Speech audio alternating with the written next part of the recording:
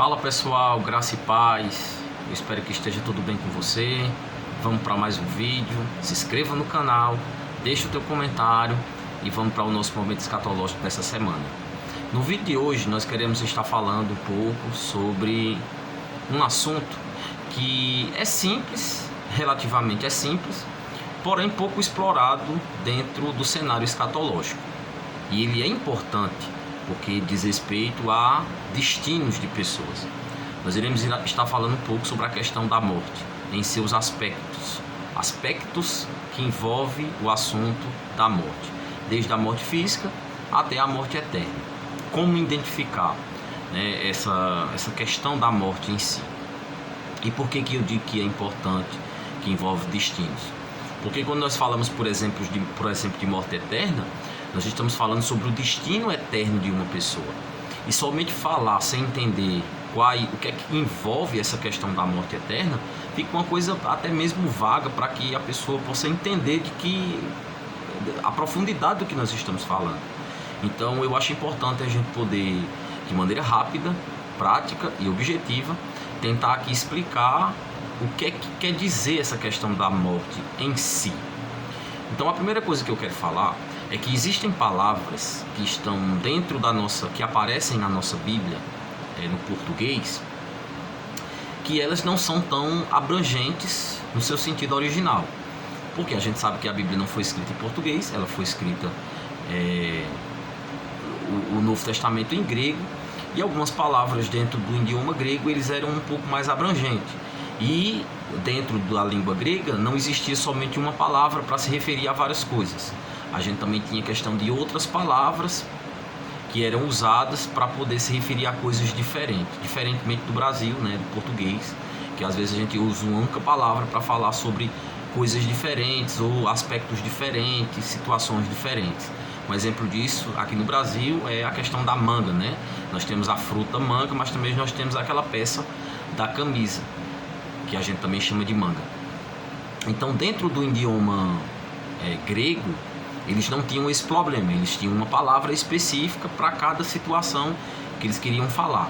E um exemplo disso, que a gente tem bem simples, é a questão do amor. A gente sabe que dentro do idioma grego existiam 3 palavras básicas, clássicas, para poder falar do amor. A gente sabe que existia filéu, eros e ágape, que eram as 3 palavras que se referiam a amor, né? Amor de amigos, amor entre pessoas de sexo diferente e o amor de Deus, né? Filéu, ágape e eros, que eram as palavras usadas para se referir a esse amor. Então eles não tinham muito problema, eles não precisavam ficar com tanta dificuldade para entender que tipo de amor está se falando, porque a palavra que era usada já estava em seu sentido correto dentro daquele contexto. Já dentro do idioma português, a gente tem que entender o contexto, a gente tem que ler os versículos anteriores e posteriores para a gente poder compreender que tipo de amor a Bíblia está tratando. A Bíblia fala sobre a gente não amar o mundo, né? Nem as coisas que no mundo há, porque o amor do Pai não está no mundo. Mas a Bíblia também diz, inclusive é o mesmo João, que diz que Deus amou o mundo de tal maneira. Então ou Deus é bipolar, né? Ou as palavras não são as mesmas, embora é a mesma palavra que aparece. E a gente sabe que a palavra mundo, quando fala sobre Deus amou o mundo, ele está se referindo a pessoas, e quando diz que nós não devemos amar o mundo, nem as coisas que no mundo há, está muito mais ligado a sistema, mas é a mesma palavra. Então a questão da palavra morte, ela também tem esse significado. Então nós temos pelo menos aí 3 aspectos que envolvem a morte e que a gente fala, a gente conversa, a gente prega sobre isso. A gente tem costume de citar nas nossas conversas, nas nossas pregações, sobre essa questão da morte. Nós falamos sobre a morte física, a morte espiritual e a morte eterna. E o importante da gente saber tudo isso é que, em primeiro lugar, essa palavra morte, ela não é a não existência.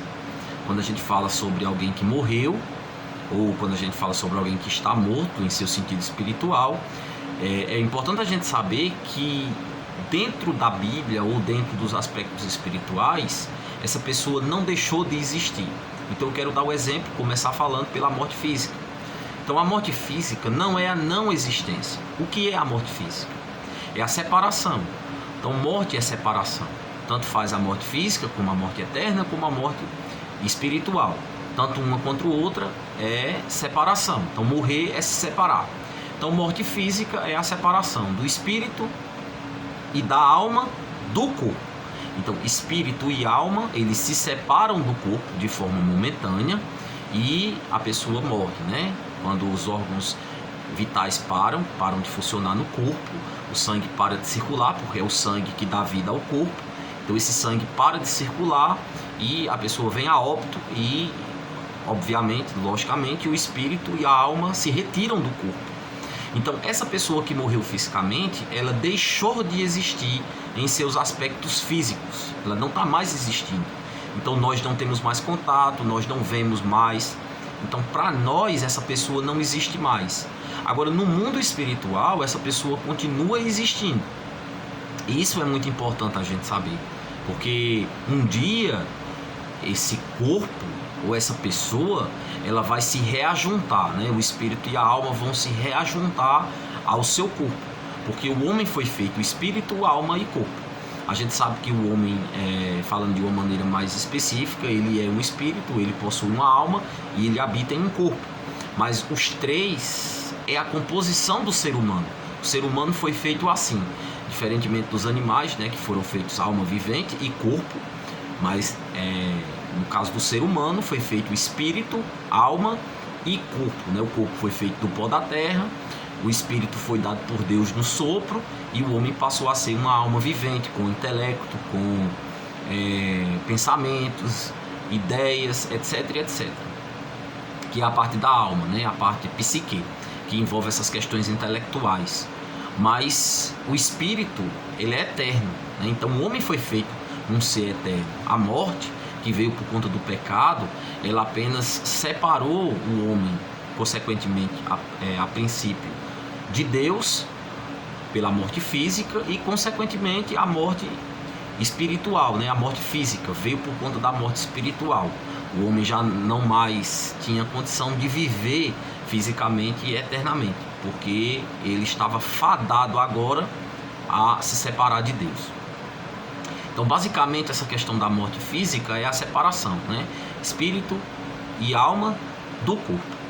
Quando nós falamos sobre morte espiritual, é importante a gente saber, já baseado nessa informação, de que uma pessoa que está morta espiritualmente, ela não está existindo. Ela está existindo no mundo espiritual. Ela não está... ela não é que ela... A gente pensa às vezes que ela não existe, né? Algumas pessoas pensam que essa pessoa não existe quando a gente fala sobre alguém que está morto espiritualmente. O que é morrer espiritualmente? Ou estar morto espiritualmente? É estar separado de Deus em seus aspectos espirituais. Então a pessoa está existindo no mundo espiritual, mas ela não tem comunhão com a vida. Ela não tem contato com Deus. Ela tem fragmentos da vida de Deus porque o seu espírito veio de Deus. Todo ser humano, né, ele nasce na relação sexual, quando o óvulo ali ele é fecundado, o corpo ele nasce, mas o espírito é dado por Deus, né, que é o sopro de Deus no ventre da mulher. Então a pessoa passa a ser ser humano, passa a ser pessoa, né, porque o espírito veio de Deus. Então, com o passar do tempo, a pessoa vai ficando velha, vai ficando adulta e ela vai perdendo esse contato com Deus por conta do pecado, né? Então a pessoa nasce para morrer. Ela não nasce morta, ela nasce para morrer. Ela nasce fadada à morte. Então ela vai vivendo sua vida, ela vai pecando e aí ela vai se separando de Deus. Então o que sobra no ser humano são fragmentos, fagulhas da vida de Deus, mas sem nenhum tipo de sensibilidade, sem nenhum tipo de contato ou relacionamento profundo com o Pai. A pessoa está separada de Deus, ela está morta espiritualmente. Então, estar morto espiritualmente é estar separado de Deus. A pessoa existe, mas é como se não existisse, né? É mais ou menos parecido com a anestesia localizada.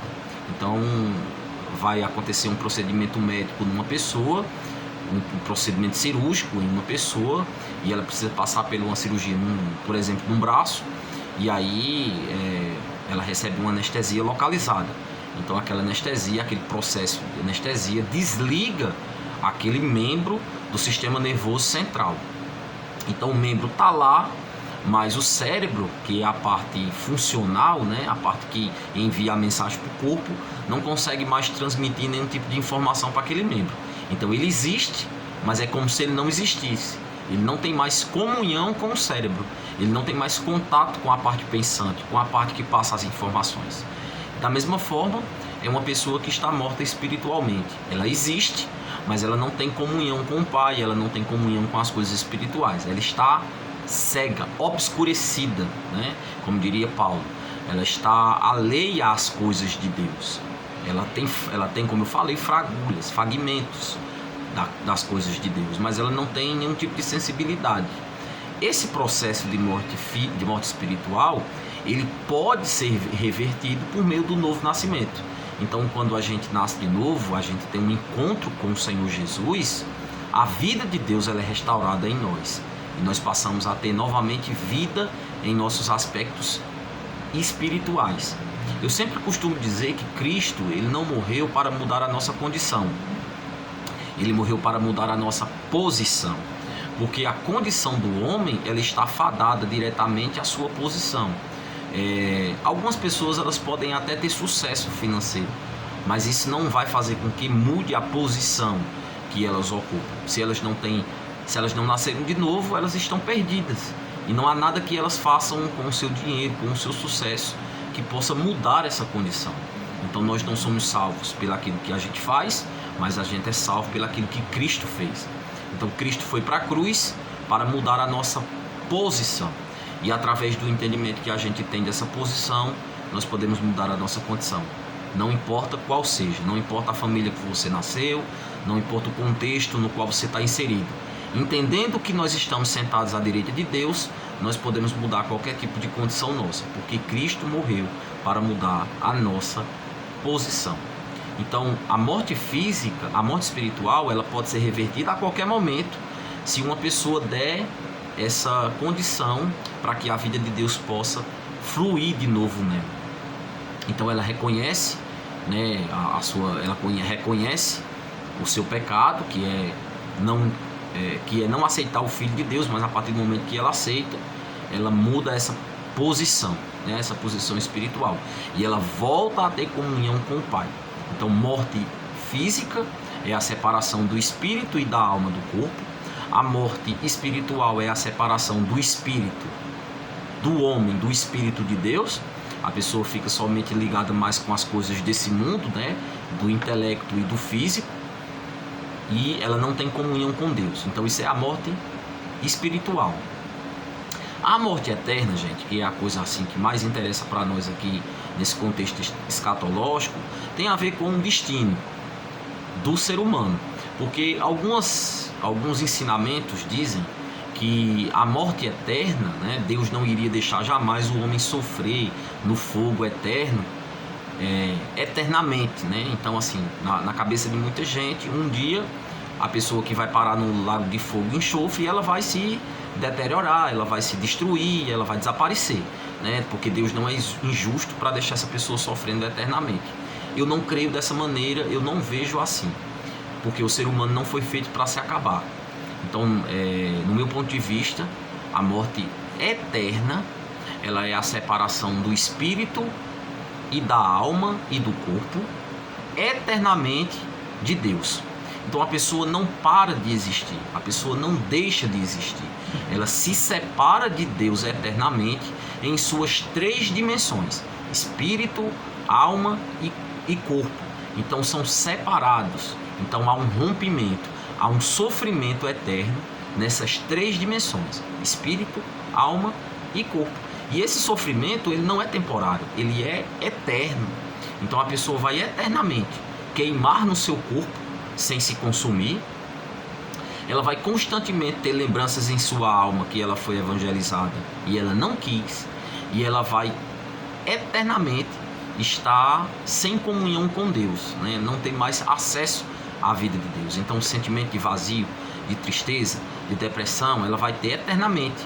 ao mesmo tempo que nas suas lembranças ela vai ter lá aqueles momentos de que ela não aceitou a salvação, enquanto ela queima eternamente. E esse processo, ele é eterno, ele não é temporário, não é uma coisa que vai acontecer por um momento e a pessoa vai acabar.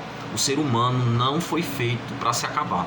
Ele morre, a morte atrapalha esse processo momentaneamente, mas esse ser humano continua existindo. Então, basicamente, a coisa acontece dessa maneira. Então, eu espero que você tenha sido abençoado com o nosso vídeo. Deixa o teu comentário, deixa o teu like e até a próxima.